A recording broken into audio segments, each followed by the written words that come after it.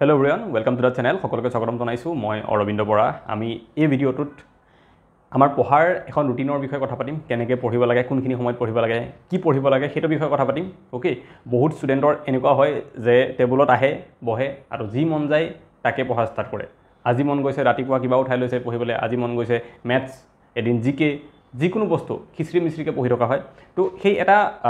Schedule বনাই পেলাই কেনেকৈ পঢ়িব লাগে আমি সেইটো বিষয়ে কথা পাতিম। আৰু যিটো শিডিউল বনাই পঢ়িলে আমাৰ পঢ়া বহুত বেছি বাঢ়ি যায়। আমি যদি খিচৰি মিচৰি কৰি পেলাই পঢ়োঁ, আমি 5 ঘণ্টা যদি পঢ়োঁ, যিমানখিনি তাৰ পৰা আউটকাম ওলায়, যদি আমি এটা শিডিউল বনাই পেলাই ভালদৰে পঢ়োঁ তেতিয়াহ'লে তাৰ পৰা আমি বেছি বেনিফিট পাম। ওকে, চ' সেই শিডিউলটোৰ বিষয়ে কথা পাতিম যে কেনেকৈ পঢ়িব লাগে আমি। ওকে, আৰু অকণমান ৰিভিজনৰ কথাও মই ক'ম ইয়াতে, ইয়াৰ লগত জড়িত কথাটো। ৰিভিজন যিটো কথা এই শিডিউলটোৰ লগতে জড়িত। ৰিভিজনটো এটা শিডিউল হ'ব লাগে আমাৰ, নহ'লে আমি চবেই জানো এইটো কথা যে আপুনি পঢ়াতটো বহুত পঢ়িব পাৰে, কিন্তু ৰিভিজন নকৰিলে একো লাভ নাই, নপঢ়াৰ নিচিনা। মই আগতেও কৈছিলোঁ এইটো কথা যে আপুনি যদি পঢ়িছে এখন কিতাপ এবাৰ, 1 মাহৰ পিছত গোটেই পাহৰি যাব, এইখন নপঢ়াৰ নিচিনাই। কোনোবাই যদি এখন কিতাপ পঢ়া নাই আৰু আপুনি অকল এবাৰ পঢ়ি থৈ দিছে, তেতিয়াহ'লে সেই নপঢ়াজন আৰু আপুনি একে সমানত আছে। আপুনি অকণো আগবাঢ়ি থকা নাই তেওঁতকৈ, বিকজ আপোনাৰো মনত নাই সেই কিতাপখন, এবাৰ পঢ়ি কেনেকৈ মনত থাকিব, আৰু যিজনে পঢ়া নাই তেওঁতো পঢ়াই নাই, গতিকে একে সমান হৈ যায় বস্তুটো। ৰিভিজনৰ লগতে জড়িত এইটো কথাটো ইয়াতে মই ক'ম, শিডিউলৰ বিষয়ে ক'ম। আৰু এগেইন শিডিউল মানে এইটো নকওঁ মই যে ৰাতিপুৱা 7টাৰ পৰা 10টালৈকে এইটো ছাবজেক্ট পঢ়িব, ঠিক আছে, আবেলি 5টাৰ পৰা 6টালৈকে এইটো পঢ়িব। মই সেই শিডিউল বনাই নিদিওঁ, কাৰণ সেইখন শিডিউল ইউনিভাৰ্চেল হ'ব নোৱাৰে। চবৰে বেলেগ বেলেগ হ'ব। কোনোবাই জব কৰা মানুহ আছে, কোনোবাই ৰাতি পঢ়ি ভাল পায়, কোনোবাই দিনত পঢ়ি ভাল পায়, ঠিক আছে, বেলেগ বেলেগ সমস্যা থাকিব পাৰে কাৰোবাৰ, কোনোবাই দেৰিকৈ শুই উঠাৰ অভ্যাস। গতিকে এনেকুৱা এখন শিডিউল মই বনাই দিব নোৱাৰোঁ ইয়াতে। সেইখন বনাই দিলে কি হ'ব, এপ্লিকেবল নহ'ব চবৰে কাৰণে। গতিকে তাতকৈ এটা বেলেগ ভাল কথা পাতিম আমি ইয়াতে, যে কেনেকুৱা শিডিউল হ'ব লাগে, আৰু সেইটোৰ ওপৰত ডিপেণ্ড কৰি মোৰ কথাখিনি শুনাৰ পিছত চবেই নিজাকৈ এখন শিডিউল বনাই ল'ব পাৰে আৰু সেইমতে যাব পাৰিব। অ'কে, তাৰ আগতে মই আমাৰ মক টেষ্টৰ কথা এবাৰ কওঁ। আমি যোৱাকালি আসাম পুলিচ সাব ইন্সপেক্টৰৰ কাৰণে এটা মক টেষ্ট লঞ্চ কৰিছোঁ। আমাৰ এডিআৰি এটা মক টেষ্টটো চলি আছে, সেইটো বহুত মানুহে লৈ আছে এতিয়াও, সেইটো ল'ব পাৰে। বাট আসাম পুলিচ সাব ইন্সপেক্টৰ মক টেষ্টটো আমি যোৱাকালিয়ে জাষ্ট লঞ্চ কৰিছোঁ। আৰু সেই মক টেষ্টটোৰ বিষয়ে আপোনালোকে দেখা পাইছে ইয়াতে স্ক্ৰীণত, যে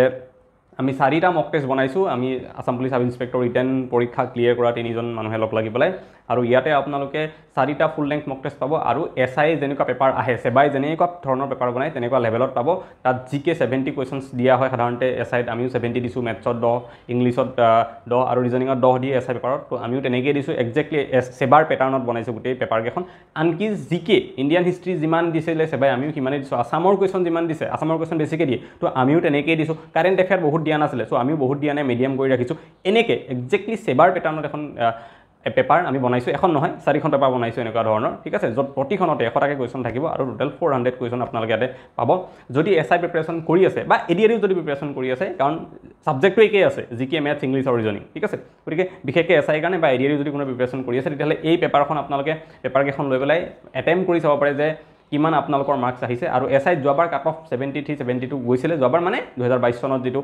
এটা ডাঙৰ ৰিক্ৰুটমেণ্ট হৈছিলে। তো এইবাৰো হয়তো পোষ্ট সেইবাৰতকৈ কমেই আছে, গতিকে কাট অফ অলপ হাই যোৱাৰ চান্স আছে। এই পেপাৰকেইখন লৈ পেলাই আপোনালোকে যদি 70+ স্ক'ৰ কৰিব পাৰে, তেতিয়াহ'লে পূৰা পাৰফেক্ট আছে প্ৰিপেৰেশ্যন। তাতকৈ যদি কম হয় তেতিয়াহ'লে আৰু অলপ কাম কৰিব লগা থাকিব, আৰু অলপ পঢ়িব লগা থাকিব। সেইবিলাক কথা পেপাৰকেইখন দি চালে গম পাব, যিহেতু একজেক্টলি সেবা পেটাৰ্ণত পেপাৰকেইখন বনোৱা হৈছে। তো আৰু লগতে আমি 4খনৰ এখন পেপাৰ ফ্ৰীকৈ দিয়া আছে। টেলিগ্ৰাম চেনেল আছে আমাৰ, টেলিগ্ৰাম চেনেলত দিয়া আছে। আপোনালোকে তলত দেখিছে টেলিগ্ৰাম চেনেল, এইটো এই চেনেলটো জইন কৰিব যদি কোনোবাই কৰা নাই। তাতে অকণমান ওপৰলৈ যাব, যোৱাকালি আমি পেপাৰখন জাষ্ট শ্বেয়াৰ কৰিছোঁ। অ'কে, মক টেষ্ট 1 বুলি এনেকৈ মাৰ্চ এনেকৈ এটা ফাইল আছে, তাতে পাই যাব পেপাৰখন চালে। সেই পেপাৰখন যেনেকুৱা আছে ডেমো, তেনেকুৱাই বাকী 3খনো আছে। তো আপোনালোকে যদি সেই পেপাৰ গোটেইখিনি একেলগে ল'ব বিচাৰে, তেতিয়াহ'লে ল'ব পাৰে আমাৰ পৰা। তাৰ কাৰণে আপোনালোকে কাষত যিটো স্কেনাৰ দেখিছে, ইয়াতে আপোনালোকে 99 ৰুপিজ পে' কৰিব লাগিব।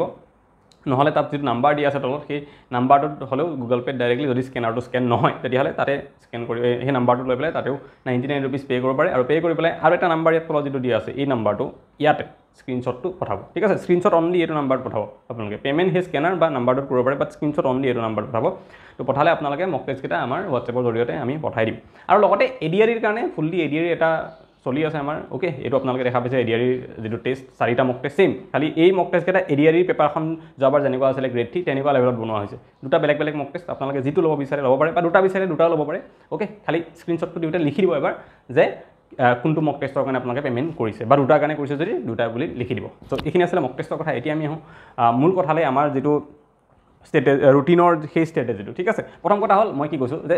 আমি যেতিয়া পঢ়োঁ ন, একো ৰুটিন নাই, কেতিয়া কি পঢ়িম একো নিজে নাজানো, উঠিলোঁ বাছ টেবুলত আহি গ'লোঁ জিকে আজি ভাল লাগিছে পঢ়িব জিকে পঢ়োঁ ঠিক আছে বহুতে মেথছ টান পায় ইগনোৰ মেথছ নপঢ়োঁ মই জিকে পঢ়িম আকৌ মেথছ আৰু ৰিজনিঙৰ ভিতৰতো চুজ কৰিব দিলে বহুতে ৰিজনিং চুজ কৰিব যে মই ৰিজনিংটো পঢ়ি বেছি ভাল লাগে সেইটোৱে কৰোঁ তো এনেকুৱা কৰিলে গোটেইটো এটা মেছ ক্ৰিয়েট হ'ব ঠিক আছে এটা কেঅছ টাইপ হৈ যাব চিটুৱেশ্যনটো তেতিয়া আমাৰ সেই যিটো এফিচিয়েঞ্চিটো কম ওলাব পঢ়াৰ এফিচিয়েঞ্চিটো আমি যদি 5 ঘণ্টা পঢ়োঁ তাৰ পৰা আমি টানি 3 ঘণ্টাৰ সময় এটা ওলায় আমাৰ ভালকৈ পঢ়াৰ অ'কে কিন্তু সেইটো নকৰি যদি আমি এটা ভাল শিডিউল বনাই লওঁ আৰু সেই শিডিউলটোৰ মতে পঢ়োঁ এইখিনি সময়ত এইখিনি সময়ত তেতিয়াহ'লে আমাৰ বেছি বেনিফিট হয় এতিয়া এইখিনি সময়ত বুলি যে কৈছোঁ কোনখিনি সময়ত কোনোবাই হয়তো ৰাতিপুৱা 5টাৰ পৰা ষ্টাৰ্ট দিব কোনোবাই শুই উঠি দুপৰীয়া 10 আবেলি মানে ৰাতিপুৱা 10টাৰ পৰা ষ্টাৰ্ট দিব কোনোবাই হয়তো শুই উঠোতে দুপৰীয়া 12টা বাজে সি আবেলি ভাত খাই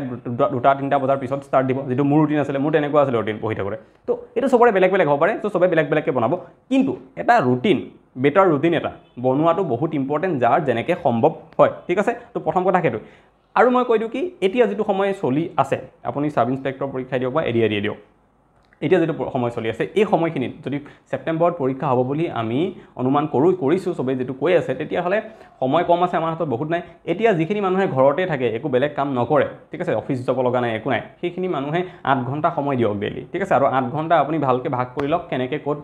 পঢ়িব ওকে 8 ঘণ্টা আৰু যিখিনি জব কৰি আছে বা বেলেগ কিবা কাম কৰি আছে তেওঁলোকেও 5 ঘণ্টা উলিয়াবই লাগিব বেলেগ শৰ্টকাট নাই কোনো ক'ব নোৱাৰে যে মই ৰাতিপুৱা 9টাৰ পৰা ৰাতি 9টালৈকে জব গতিকে মই 5 ঘণ্টা সময় ক'ত পাম যদি এনেকৈ কোনোবা হয় তেতিয়াহলে প্ৰিপাৰেচন কৰিব নালাগে ঠিক আছে কাৰণ শৰ্টকাটটো নাই মই আগতেও বহুতক পাৰ্সোনালি এটো কথা কৈছো যে আপুনি জব কৰি আছে কাৰণে এক্সামিনাৰে আপোনাৰ কাৰণে অকনো সিম্পেথি নাৰাখে ঠিক আছে তেওঁ কোনো সিম্পেথি এমপ্যাথি একো নাৰাখে আপোনাৰ কাৰণে যে জব কৰে লোৱা পেপাৰখন ইজিকে বনাও আপোনাৰ কাৰণে বেলেগ পেপাৰ নহয় পেপাৰ একেখনেই আহিব যেটো লৰাই 12 ঘণ্টা পঢ়িছে তাৰ কাৰণে এখন পেপাৰ আপুনি জব কৰি পেলাই আছে পঢ়িব পৰা নাই আপোনাৰ কাৰণে একেখনেই পেপাৰ গতিকে আপুনি 5 ঘণ্টা মিনিমাম উলিয়াব লাগিব এখিনি সময় ঠিক আছে তো মই কলো 8 ঘণ্টা বাকিখিনি মানুহে জব কৰি থকা মানুহখিনি বা হাউস ওয়াইফ কোনোবা যদি আছে টাইম দিব নোৱাৰে 5 ঘণ্টা আপোনালোকে টাইম দিয়ক আৰু দি পেলাই পঢ়িব লাগিব ঠিক আছে তেনেকৈ কৰক আৰু কি হ'ব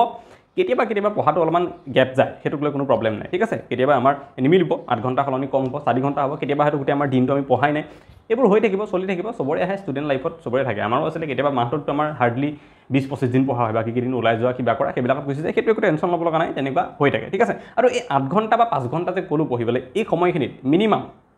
3টা সাবজেক্ট পঢ়িব মানে ৰিজনিং জিকে আৰু ম্যাথছ আৰু আমাৰ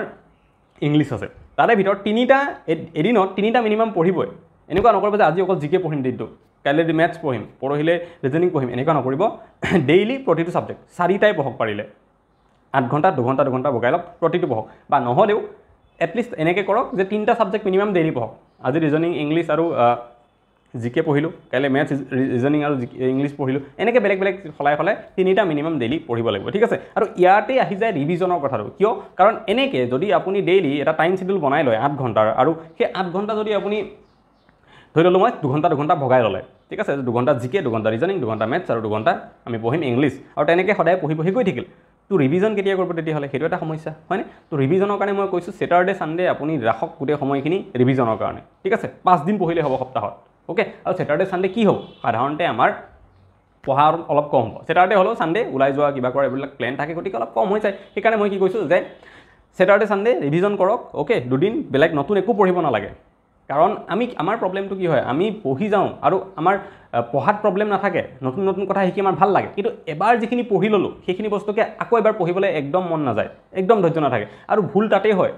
কাৰণ এসপাৰেন্ট যাৰ সিলেকশন হ'ব আপুনি বেলেগতকৈ বেলেগ হ'বই লাগিব অলপমান হলো বাকি সবে কি কৰিব যে নতুন পঢ়িব মন নাই মোৰ নতুন মানে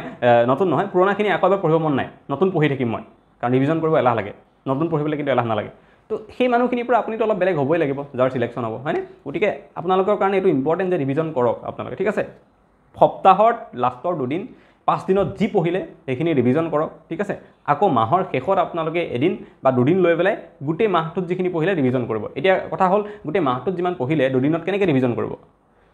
টানজেন লাগিব যে এক মাহত পঢ়া বস্তু দুদিনত কেনেকৈ পঢ়িম মই কিন্তু হেতু সম্ভৱ কেনেকৈ হ'ব